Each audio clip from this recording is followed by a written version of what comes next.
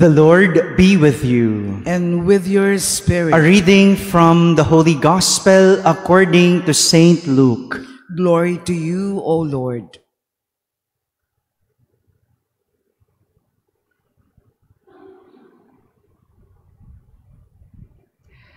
Jesus said to the crowd, "No one who lights a lamp conceals it with a vessel or sets it under a bed. Rather, he places it on a lampstand so that those who enter may see the light.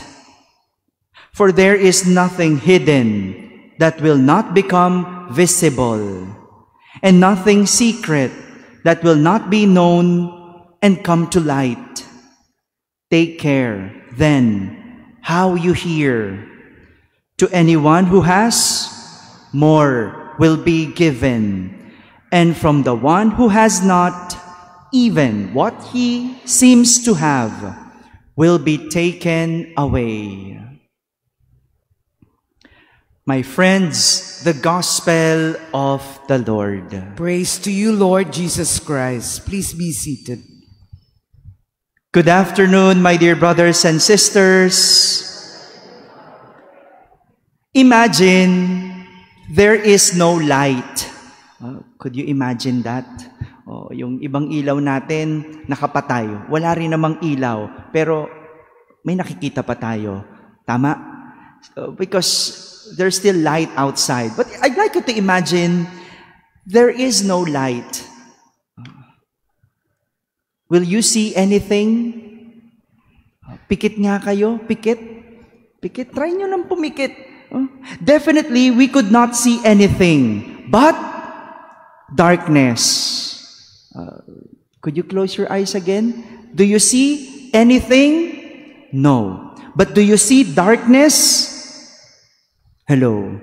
Yan, yes. Kasi tinuloy na yata yung pagpikit eh. Hindi na nagsasalita. No? Nakatulog na. So, kapag ba nakakakita ka ng dilim, may nakikita ka? Ulit. Kapag ba nakakakita ka ng dilim, may nakikita ka? Tinanong ko kayo kanina, pinapikit ko kayo.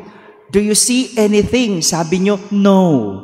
But do you see darkness? Ano sagot? Oh, yes.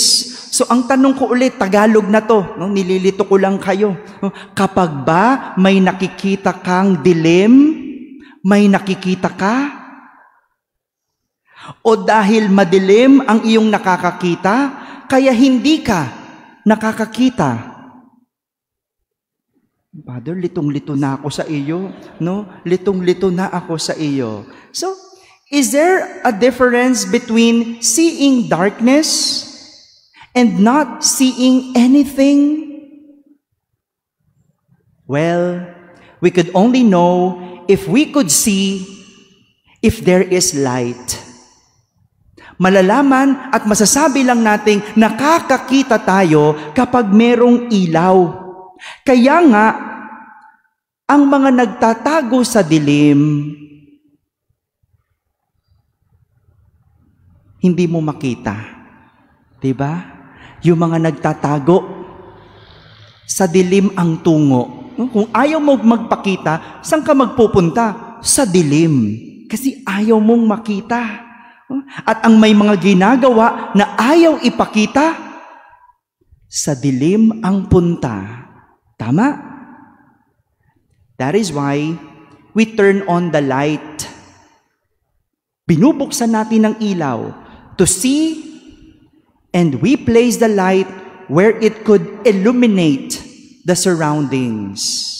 Hindi ba ang ilaw nilalagay natin kung saan pwede itong magbigay ng liwanag sa lahat? Yung ilaw, hindi mo yan nilalagay sa ilalim ng mesa. Hindi. Hindi mo yan itinatago sa ilalim ng kama. Hindi. Nilalagay mo kung saan pwede nitong ilawan, liwanagan ang lahat. My dear brothers and sisters, the light is the image that Jesus used to raise his point to the crowd. As he said, there is nothing hidden that will not become visible, and nothing secret that will not be known and come to light. Sa makatuwid, walang natatago ang hindi malalantad. O, tingnan nyo ngayon, yung mga nagtago noon sa nagpunta. Hello. O, nahanap na, di ba? O, kita na sila. O, kahit saan pa magpunta, saan ka man sumuot, lahat ng nagtatago, lahat ng may ginagawang lihim. Darating ang araw, malalantad, mabubuking. The light is what we use to illuminate something that is dark. Ilaw ang ginagamit natin para liwanagan ang nasa kadiliman.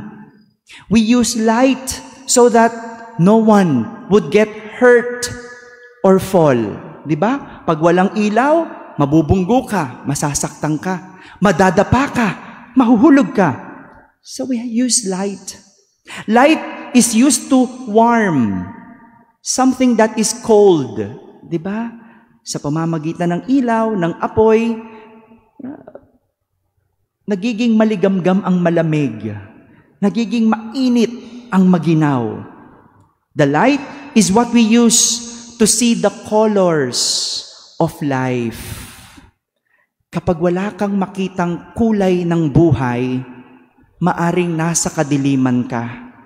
Kaya pumunta sa ilaw para makita mo na makulay pala ang mundo. With all these, we could learn that if we are hiding something, it means we are in darkness. If we keep on falling and if we keep on hurting, we are in darkness. So kung ikaw, lagi ka na lang nasasaktan, lagi ka na lang nagkakamali, lagi ka na lang nahuhulog, you are in darkness. Go to the light. And when we feel cold towards others, it means there is no light in us. If we do not recognize that life is colorful, it is because we stay in the dark. Jesus is telling the crowd to use the light during these moments. And there is no other light but Christ. He is the one that we go to whenever we do not see clearly. Kapag malabot madilim ang lahat, punta kay Jesus. Siya ang ilaw. He is the one whom we ask for help whenever we keep on hurting and falling. He makes our hearts warm whenever we become cold for others. He is the one who makes us see that life is happy and colorful. Si Jesus ang ilaw.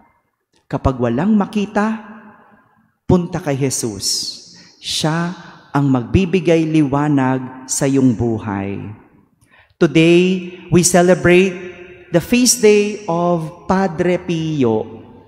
Padre Pio is the patron saint of the sick. Diba pag may sakit ka, no? Wala kang makitang saya. Kapag may sakit ka, wala kang makitang maganda. No? Padre Pio is known for his miracles of healing, not only physically, but spiritually. Through his confession, he was able to spread light to people who are in darkness. Yung mga nadidiliman, pumupunta kay Padre Pio. Because Padre Pio said, pray, hope, and do not worry. Kapag nadidiliman ka, Padre Pio said, pray, hope, and do not worry. Because worrying is useless. For God hears our prayer. O sabi ni Padre Pio, God hears. O, nakikinig ang Diyos sa dasal. Father, ba't di naman dinidinig ng Diyos ang aking dasal? Sabi ni Padre Pio, hears, nakikinig. Yung pagdinig, baka mali ang iyong dasal. Mali ang iyong dasal. Ibibigay yan kung tama ang iyong dasal. My dear brothers and sisters, Christ is the light that illuminates our dark lives. Amen.